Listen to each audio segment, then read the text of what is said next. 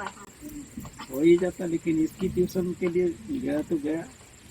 इतना सा प्याज में हो जाएगा ना पापा?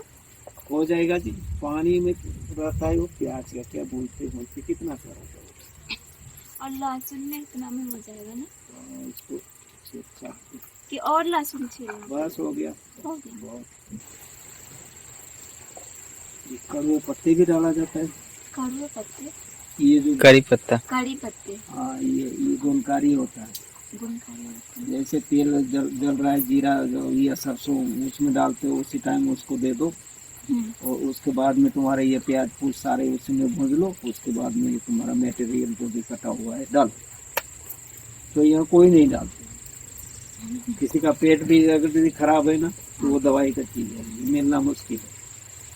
एक पौधे शहरों में 50 रुपए का मिलता है ये चीज, इसमें कीमत है इसका, लेकिन कीमत उपयोग कोई नहीं करता है। यहाँ कच्चा